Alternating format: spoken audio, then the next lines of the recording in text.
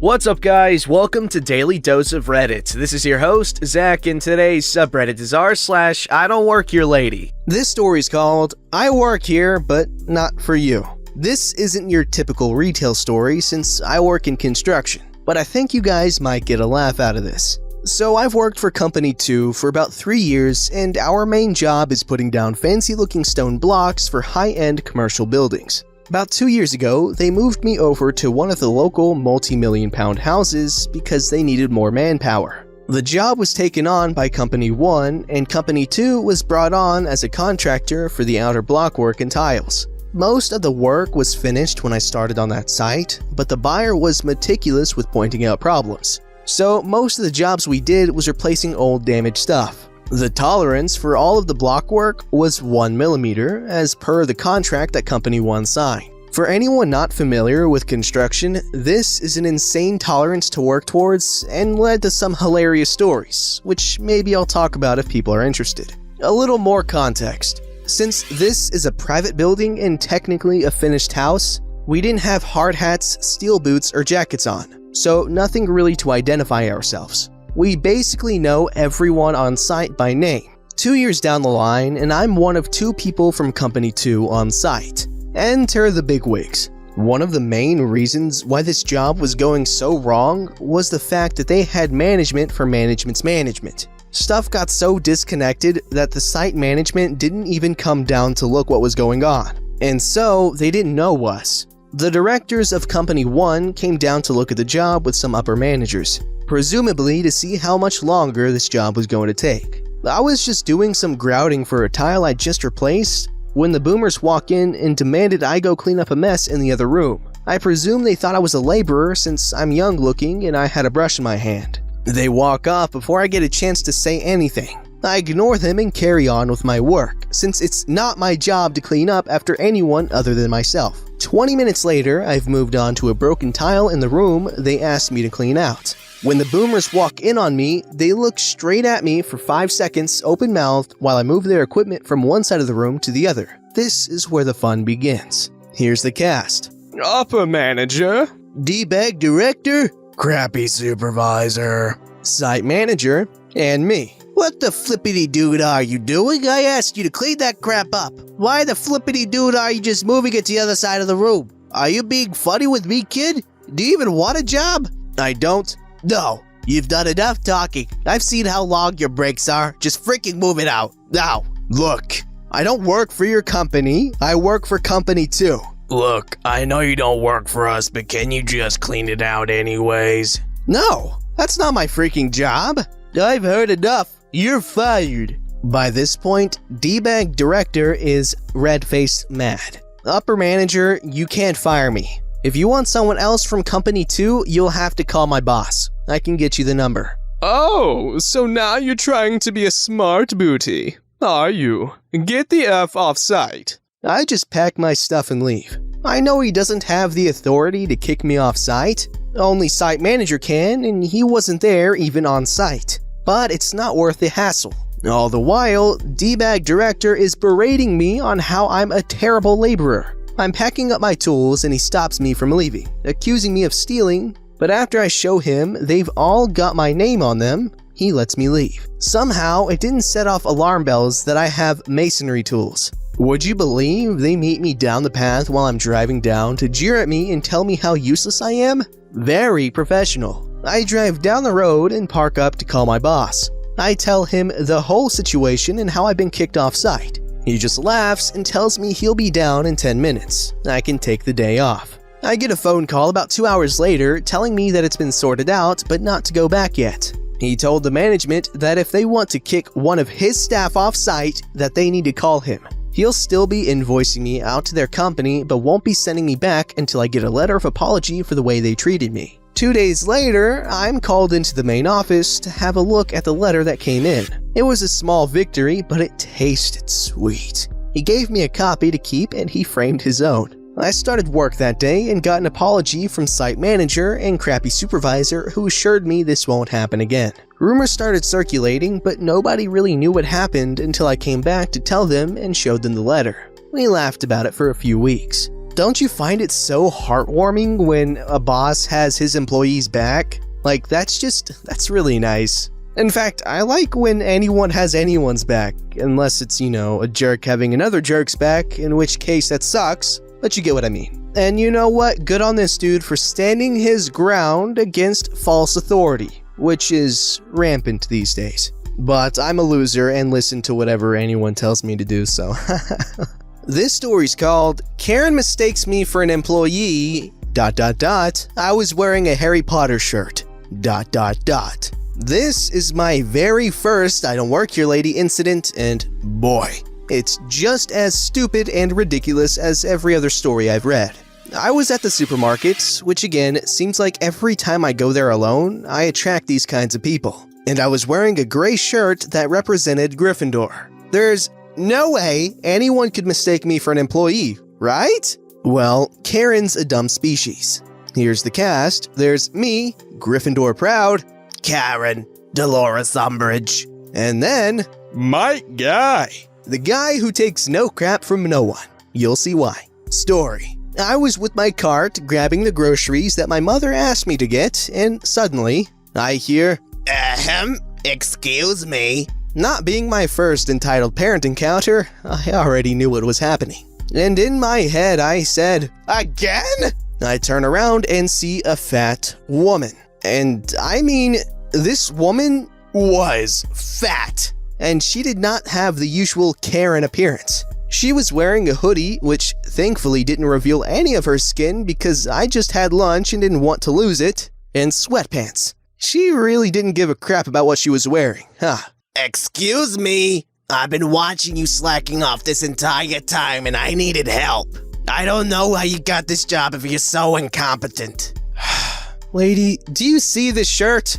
Do you see it? Gryffindor? What the hell is that? It's a Harry Potter shirt, woman. Now, use your brain and ask yourself, why would an employee wear a shirt like that to work? Oh wait, that's right. I don't work here. Do you see me wearing an apron? Or an ID on my chest with a name on it? Don't you see the cart full of groceries I'm carrying? How in the ever-loving heck can you confuse me with an employee? Turn your brain on! You disrespectful Benihana. How dare you say that to my face? Well, I'd go around and say that to your back, but my car's fuel is almost empty. That's it, I'm calling you a manager. I need a manager right now! Oh, for God's sake. The Mike guy shows up rather quickly as Karen was screaming for the manager. And I mean screaming. What's going on here? I heard you all the way from the entrance. This brat just disrespected me to my face. I want him fired immediately. The manager takes a quick look at me and his face turns into a, I don't get paid enough for this face. Then, manager starts talking in an annoyed tone, like he's dealt with Karens before. And manager wasn't taking crap from her. He wasn't polite at all and was really harsh. Lady, let me ask you this. Do you see the shirt he's wearing? It's a Harry Potter shirt. He doesn't work here, and you've just wasted my time.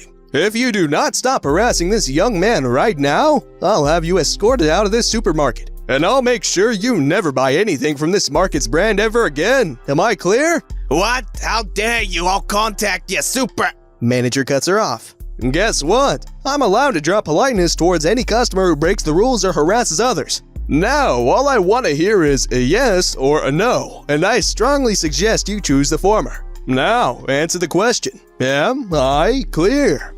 You can't... I'll give you one final chance. All I want to hear from you is yes or no. So answer the question. Are we clear? Anything other than that, and you're out of here. Karen, quietly and embarrassed. Yeah.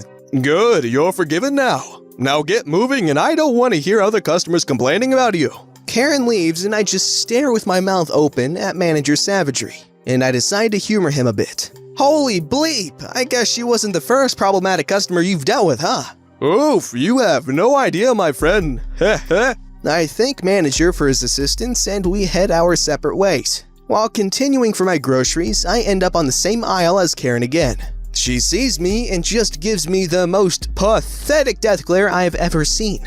She's frowning her face to the point where mirrors would crack. And I just shrug and say, better stop with that face. It makes you look uglier than you already are. Karen's face turns red with anger and she thinks about starting arguing all over again. But I threaten to call manager again to get her butt banned. And Karen just clutches her fist, grabs her cart, and speeds off. While I just started laughing at this. Later at the registers, I see Karen trying to argue with the cashier about a discount and her line was the biggest one. And the people behind were visibly annoyed. After paying my stuff and walking off, I stopped by the manager's desk and informed them that a customer was causing trouble at the register again. And as I walk away, I see manager heading towards Karen's register and I can only assume what happened next.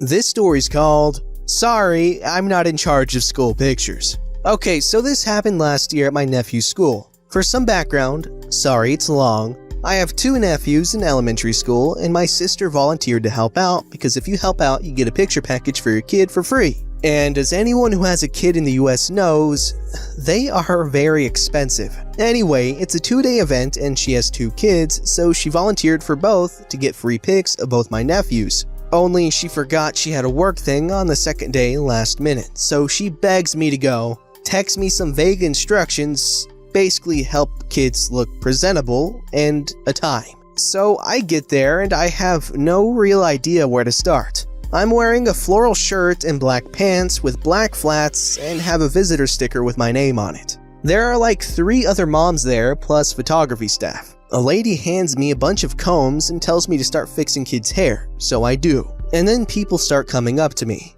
Also, I have severe social anxiety, so I kind of just went along with everything I was told and was so scared I didn't realize what was happening for a while. The photographer says, "We need the kids in 2 lines." Okay, and I get the kids into lines. A random mom says, "Should we get the kids to take off jackets?" Sure. Other moms start getting jackets off of kids. Where should we put them? How about on this table? All the jackets get put on the table. The photography girl says, "Can you hand these out to teachers as they get here?" And she points to a pile of Ziploc bags with paperwork in them. Sure. I give the paperwork to the teachers as they come in. Make sure the kids have order paper ready. And I go around making sure the kids have papers ready. A random teacher says, "How long will this take?" 30 minutes? At this point, a guy comes up to me, who I later found out was the principal. "We need to move everything up the stage because it's raining and kids need to come in and eat." Okay.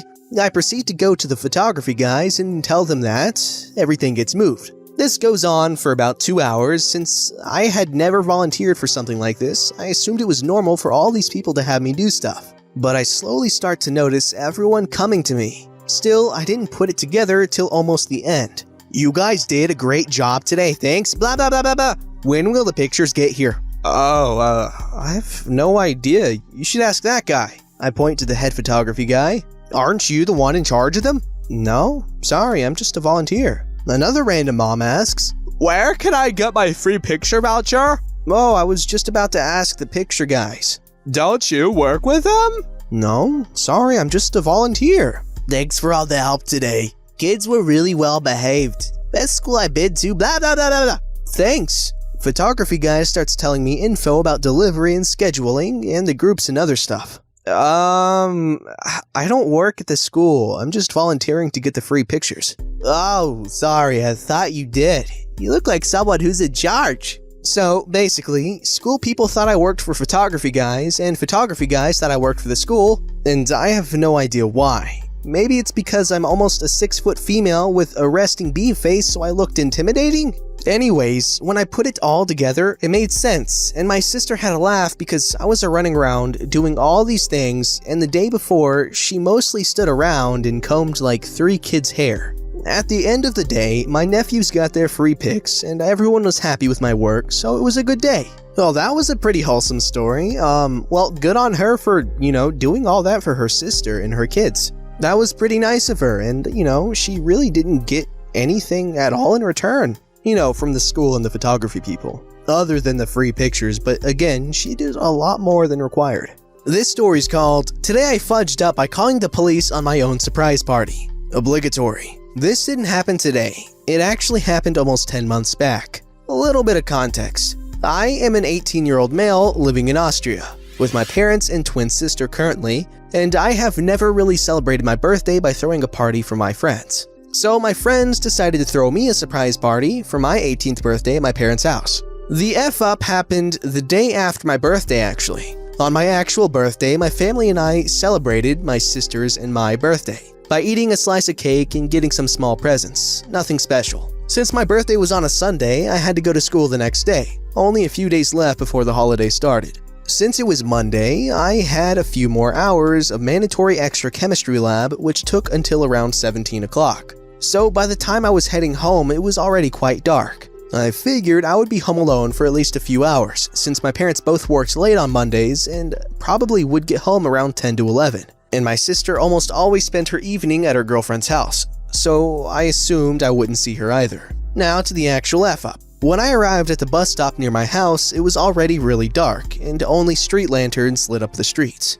On my way home from the bus stop, I saw the light in our house go on for a few seconds and immediately go back off. I was instantly alarmed as I knew no one should be home at the moment. So I went up closer to the house and checked our driveway if there was a car there. There was no car, so neither my parents nor my sister should be home, as my mother and father always left with one car in the morning and my sister always took the other one when driving to her girlfriend's. At this point, my heart rate was probably around 170 already. I remained in the driveway for a few seconds and then I actually heard a voice from inside of the house and I completely freaked out. It sounded like a male's voice, although I didn't recognize it. I backed off really quickly from the house towards the other side of the street and called the police from behind some bushes on the roadside. I told them I heard a voice inside of our house, although no one should be there. They told me to stay calm, keep my distance, and that they would send a unit there ASAP. Around 15 minutes later, the police arrived and surrounded the house.